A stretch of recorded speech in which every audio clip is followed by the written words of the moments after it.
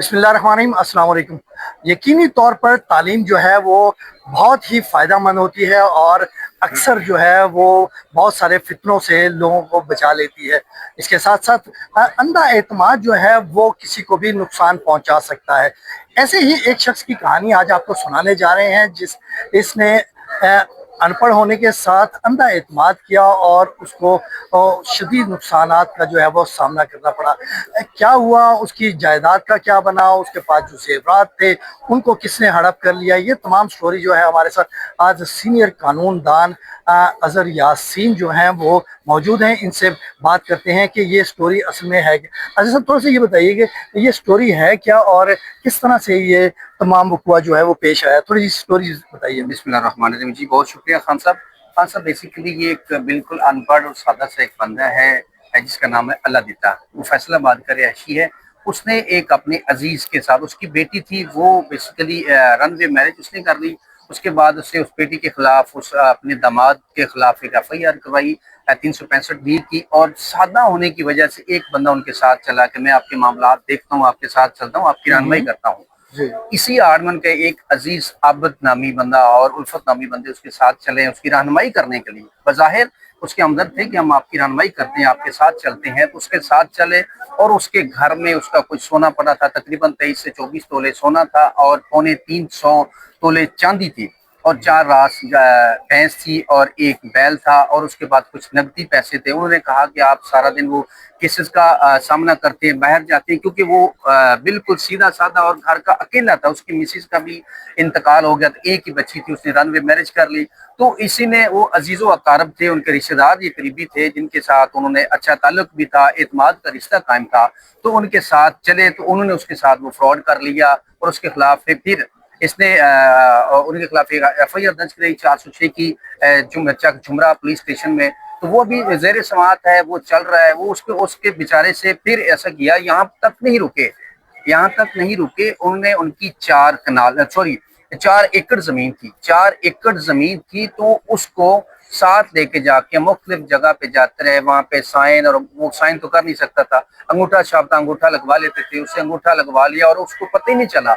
2019 से लेके और 2026 तक उन्हीं के अपने ही उसी के पास रह रहा था। वो जो है मुलजम, उसने अपने घर में ही उसको रखा, अल्लाह दिते को, वो अनपढ़ बंदे को। अब जाके उसको पता चला कि वो जो मेरे से वाइट पेपर पे जाके साइन करवाते रहे, साइन तो नहीं, खैर अंगूठा लगवाते रहे, उन्होंने वो जो है थी उनकी 4 एकड़ जो जमीन थी वो उन्होंने अपने नाम ट्रांसफर करवा लिए और इंतकाल अपने नाम करवा लिया। तो इस बेचारे ने फिर जाके वहां पे दीवानी अदालत में कैंसिलेशन ऑफ डॉक्यूमेंट का सूट फाइल किया है। वो सूट उसका वहां पे पेंडिंग है, वो चल रहा है, वहां पे ये पेश हो नहीं रहा। अब वहां पे सिविल कोर्ट में एक तो उसके साथ ये फ्रॉड कर दिया, दूसरा इतने अयूज उस बेचारे की कुछ अमाउंट थी जो उसके पास थी, उनके पास उन्होंने बतौर अमानत वो पैसे रखवाए थे और सोना और चांदी। ये कहा कि आपके घर में तो कोई बंदा होता नहीं है, आप सारा दिन केसेस की बाहर पैरवी करते हैं, तो ये हमारे पास बतौर अमानत रख लें।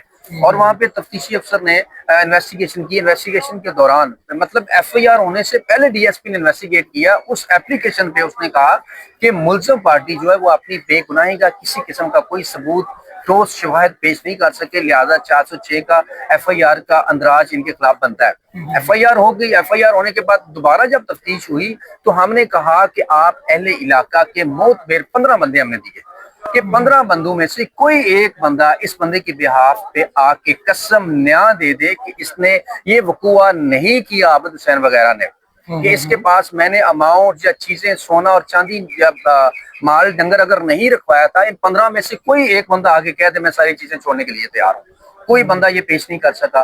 फिर हम मस्जिद में गए और इन्वेस्टिगेशन ऑफिसर मस्जिद में गया है, वहां पे इमाम मस्जिद के पास, वहां से 20 से 25 मस्जिद में जो नमाजी बैठे हुए थे उन्होंने बात सुनी, उसी इलाके के, उसी गांव के।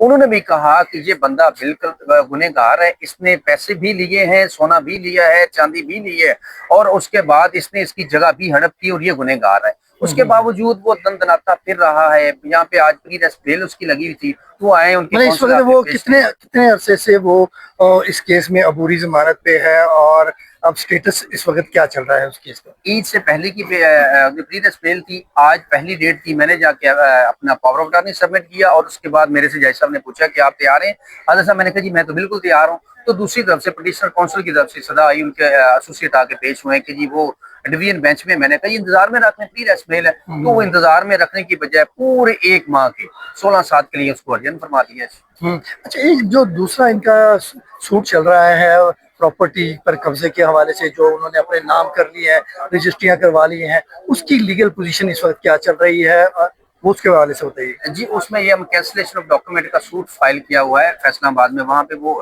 زیر سماعت ہے.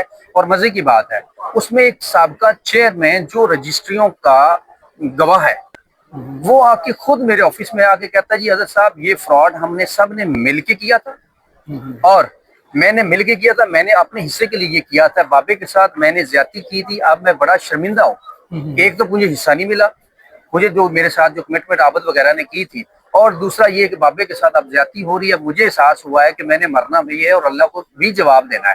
تو وہ کہتا ہے کہ میں نیچے جا کے دیوانی عدالت میں جا کے میں اپنا ریٹن سٹیٹمنٹ جا کے فائل کروں گا, میں اپنی بات اون کروں گا کہ یہ دستخط سائن جو میرے سے کروائے گئے ہیں یہ فراڈ انہوں نے اکٹھے ہم نے کیا تھا. کہتا ہے اگر ہو سکتا ہے تو اسی پرچے میں میرے اوپر بھی پرچہ بے شک مجھے نامزد کروائیں, کہ میں تو وعدہ معاف گواہ بننے کے لیے تیار ہوں کہ سارا کام میرے سامنے انہوں نے کیا. اچھا اظہر صاحب, یہ بتائیے کیا سمجھتے ہیں کہ ایک تو تعلیم کا نہ ہونا اور دوسرا اندھا اعتماد, یہ لوگوں کو کرنا چاہیے یا نہیں کرنا چاہیے, بے شک وہ رشتہ داری کیوں نہ ہو؟ خان صاحب آپ نے بڑی اچھی بات کی. دیکھیے یہ اعتماد تو کسی پہ بھی نہیں کرنا چاہیے ایسے. اور ایک بندہ بالکل ان پڑھ بندہ ہے بیچارہ, اس کو پتہ ہی نہیں ہے, تھانہ کچہری کبھی اسے دیکھا ہی نہیں. تو رشتہ داروں میں سے جو تھوڑا سا کو پڑھا لکھا ہو, اور مزید کی بات یہ ہے کہ یہ جو ہے بندہ یہ وابڈا میں ملازم تھا. سوال یہ وابڈا میں ملازم کروڑوں کی پراپرٹی, کہتے جی میں نے اس سے پرچیز کی, اور پرچیز کیسے کی ہے, کوئی بھی رقم کا ثبوت نیچے نہیں جا کے پیش کر سکا آج تک, کہ جا کے موڈ آف پیمنٹ بتائیں کہ آپ نے پیمنٹ کہاں جمع کرائی, کیسے جمع کرائی, کوئی اس کی وصولی کوئی بتائیں نہ, نیچے کوئی وصولی بتاتا ہے پیسے دینے کی نہ لینے کی, کہ آپ کے پاس اتنے پیسے کروڑوں کی مد میں پیسے اتنے کہاں سے آئے. ایک وابڈا کا ریٹائرڈ ملازم ہے, اس کی تو اتنی ہے ہی نہیں, اور 1 ایکڑ کا وہ خود مالک ہے, اور 4 ایکڑ ہاؤ اٹ از پاسبل کہ اس نے کیسے پرچیز کر لی ہے. تو میں کہتا ہوں کہ ایسے مطلب بالکل اندھا اعتماد تو خیر نہیں کرنا چاہیے کسی پہ بھی. اور خاص کر میں تو اب میرے پاس کوئی کلائنٹ بھی ہے, جب وہ آئی ڈی کارڈ کی کاپی بھی دیتا ہے تو میں اس کو کہتا ہوں کہ آپ اس کے اوپر یہ لکھ کے دیں کہ میں یہ کاپی جو آئی ڈی کارڈ کے جو دے رہا ہوں فوٹو کاپی, یہ میں کس کے مقصد کے لیے دے رہا ہوں, وہ مقصد بھی اوپر لکھنا چاہیے. تو ایسا اعتماد بالکل ہرگز نہیں کرنا چاہیے. لیکن سادہ لوگ ہیں بیچارے پھر باتوں میں آ جاتے ہیں کہ یہ ہمارے عزیز ہیں, ہمارے ساتھ تو نہیں یہ جاتی, یہ ہاتھ کریں گے, لیکن لوگ قابل اعتماد ہرگز نہیں ہے, نہیں کرنا چاہیے لوگوں پہ اعتماد. بالکل, یہ اظہر صدیق صاحب ہیں جو بتا رہے تھے کہ ایک ایسا وقوع جو ہے وہ پیش آیا ہے, اور تفصیل جو ہے وہ آپ نے سن لی ہے. ایک اور نئی خبر کے ساتھ پھر آپ کی خدمت میں حاضر ہوں گے. تب تک کے لیے اپنے میزبان طارق خان کو یاد دیجیے. السلام علیکم.